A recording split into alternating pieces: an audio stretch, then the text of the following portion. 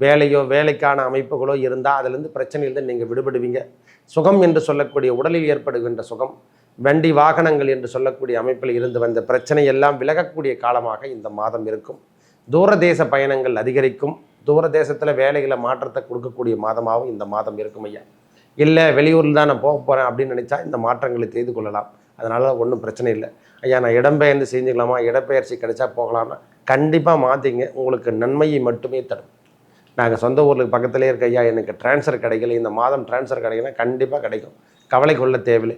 செவ்வாய் சிம்மத்தில் அமர்ந்திருக்கும் செவ்வாய் கோபதாபங்கள் அதிகரிக்கக்கூடிய காலம்.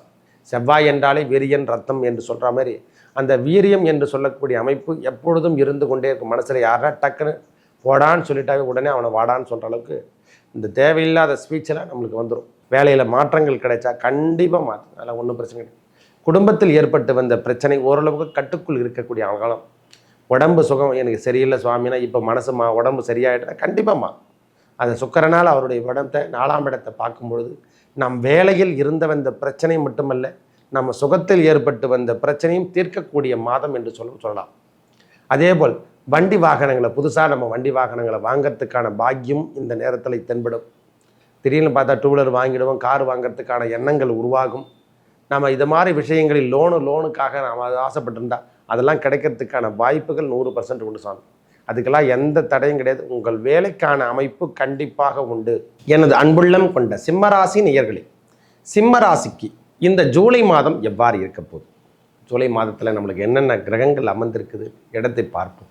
நம்ம ராசிநாதன் 11ஆம் இடத்தில் அமர்ந்திருக்காரு. நம்ம ராசிக்குள்ளே செவ்வாய் கேது பகவானும், 7ஆம் இடத்துல ராகு பகவானும், 8ஆம் இடத்துல சனி பகவான், அஷ்டமத்து சனி என்று சொல்லக்கூடிய தாக்கமும் ஒரு மனிதனின் வாழ்வில் எங்கன்னா இந்த கண்டகச்சனி, அஷ்டமத்து சனி, 7ரை சனி மனிதனின் நிலையை குலைய செய்ய வைக்கக்கூடிய இடம் என்று சொல்லுவாங்க. இந்த காலத்தில் நாம் கடந்து வந்துட்டு இருக்கோம். 10ஆம் இடத்துல சுக்கிர பகவான் ஆட்சி பெற்று காணப்படுகின்றார். இதுவரைக்கும் இல்லாத ஒரு பெரிய மகத்துவமான ஒரு நாட்கள் என்று கூட சொல்லலாம்.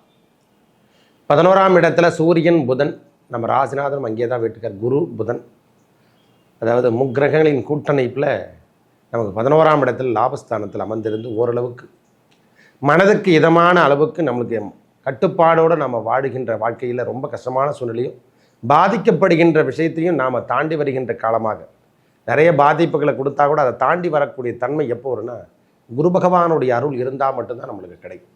குரு என்றாலே ஒளி என்று சொல்கிறோம் இல்லை, அந்த ஒளியோட அமைப்பு தான் இந்த மாதத்தில் நம்மளை காப்பாற்று கொண்ட காலம்.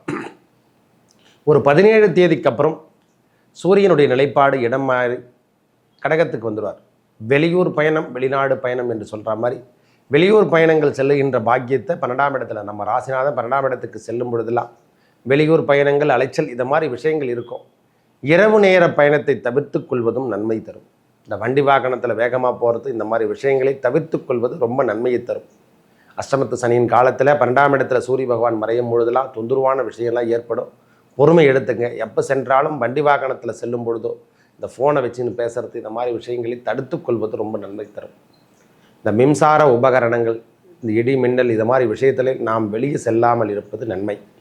இறைவனுடைய நாமத்தை, இதெல்லாம் இருந்தால் கூட இறைவனுடைய நாமம் இருந்து சொல்லக்கூடிய ராமநாமத்தையும் முருகர் நாமத்தையும் நம்ம எடுத்துக்கனாவே போதுமானது. எனக்கு தெரிஞ்ச வரைக்கும் அதிகப்படியான துன்பத்திலிருந்து விலகி செல்லக்கூடிய தன்மையை பெற்று காணப்படுவது இந்த முருகனுடைய நாமம்.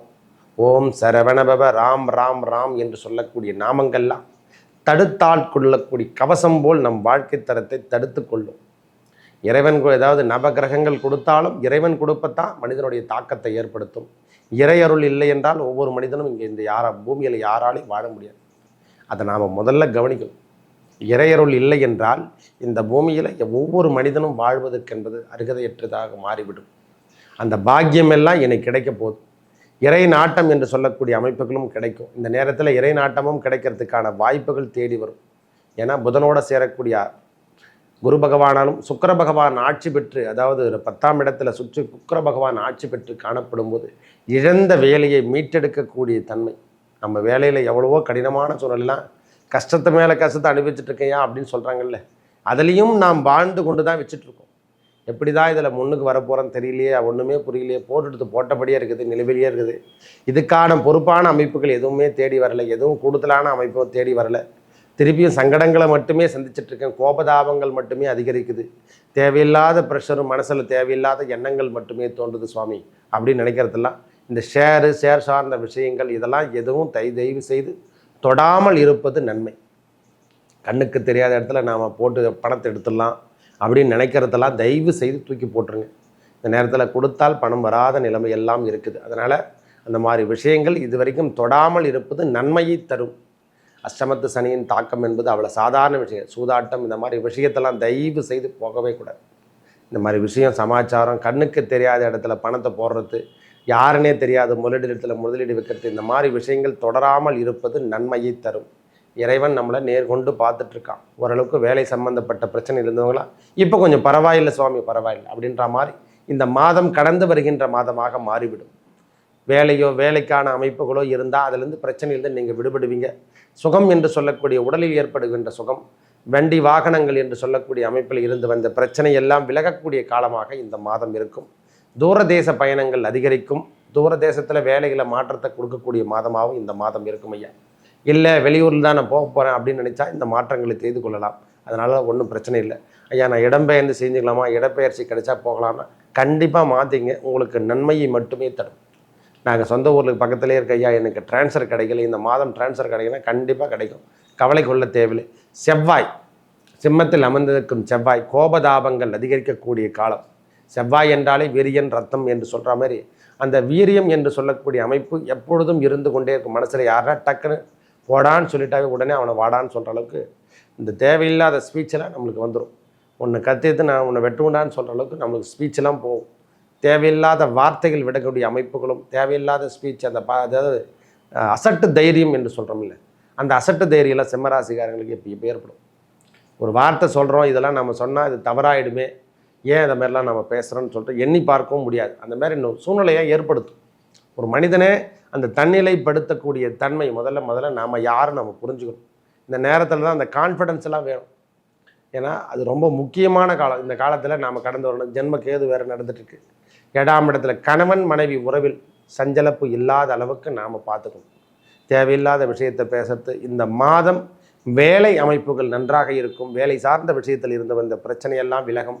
மனசில் இருந்து வந்த தொந்தரவான விஷயம் நிறைய இருக்குதுன்னா அதில் தான் விட்டு விலகுவீங்க. வேலையில் மாற்றங்கள் கிடைச்சா கண்டிப்பாக மாற்றும். அதெல்லாம் ஒன்றும் பிரச்சனை கிடையாது. குடும்பத்தில் ஏற்பட்டு வந்த பிரச்சனை ஓரளவுக்கு கட்டுக்குள் இருக்கக்கூடிய காலம். உடம்பு சுகம் எனக்கு சரியில்லை சுவாமினா இப்போ மனசு உடம்பு சரியாயிட்டா கண்டிப்பாக அது சுக்கரனால் அவருடைய உடம்பை 4ஆம் இடத்தை பார்க்கும்பொழுது நம் வேலையில் இருந்த வந்த பிரச்சனை மட்டுமல்ல, நம்ம சுகத்தில் ஏற்பட்டு வந்த பிரச்சனையும் தீர்க்கக்கூடிய மாதம் என்று சொல்லலாம். அதேபோல் வண்டி வாகனங்களை புதுசாக நம்ம வண்டி வாகனங்களை வாங்கிறதுக்கான பாக்கியம் இந்த நேரத்தில் தென்படும். திடீர்னு பார்த்தா 2 வீலர் வாங்கிடுவோம், கார் வாங்கிறதுக்கான எண்ணங்கள் உருவாகும். நம்ம இது மாதிரி விஷயங்களில் லோனுக்காக நாம் ஆசைப்பட்டிருந்தா அதெல்லாம் கிடைக்கிறதுக்கான வாய்ப்புகள் 100% உண்டு சாமி. அதுக்கெல்லாம் எந்த தடையும் கிடையாது. உங்கள் வேலைக்கான அமைப்பு கண்டிப்பாக உண்டு. உங்கள் வேலைக்கான திறமை என்று சொல்லக்கூடிய அமைப்பு எல்லாமே கொடுக்கும். அதில் எதுவுமே கிடையாது. உழைத்தால் வெற்றி பெறலாம். சனி பகவானுடைய பார்வை 2ஆம் இடத்தில் இருந்தால கடுமையான உழைப்பு இருக்கிற வரைக்கும் நீங்கள் வெற்றி பெறலாம்.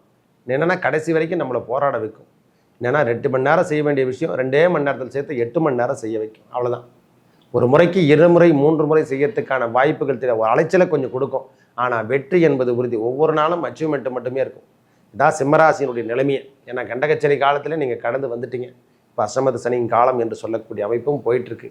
இந்த ஜூலை மாதமும் இந்த ஏற்புடைய கிரகங்களால் உங்களுக்கு ஓரளவுக்கு சமாதானம், ஒரு மனசுக்கு சமாதானம் நினச்சிக்கலாம்.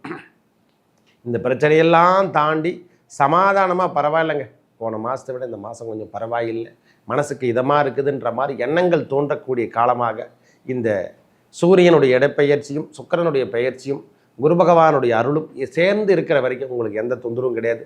நல்லது நடக்கும். மேலும் நல்லதெல்லாம் நடக்க இறைவன் அந்த பழனி முருகப்பெருமானை வழிபட ஒரு முறை பழனிக்கு போயிட்டு வாங்க. சிம்மராசிகாரங்களுக்கு ஏற்பட்டு வந்த புலிப்பாணி சித்தருடைய குகை, அந்த மாதிரி சித்தர் பெருமான்கள் வாழ்ந்த இடத்துல சென்று வரும்பொழுதெல்லாம் நம் தீவினைகள் கனகம்பட்டி சித்தர் வணங்கிறது, இதை மாதிரி விஷயங்கள் எடுத்துக்கொண்டாலே நம் வாழ்வில் ஏற்பட்டு வந்த பிரச்சனையான விஷயங்கள், பிரச்சனை தரக்கூடிய பண்புகள் அனைத்தும் விலகும். அவர் தான் இல்லை, சித்தர் பெருமான்களை எவர் ஒருவர் வழிபடுகின்றார்களோ அவங்களுக்கு இந்த அஷ்டமத்து சனியின் எந்த சனியும் பகவானும் தாக்கம் என்பது இருக்கவே இருக்காது. நல்லதே நடக்கும். நன்றி, வணக்கம்.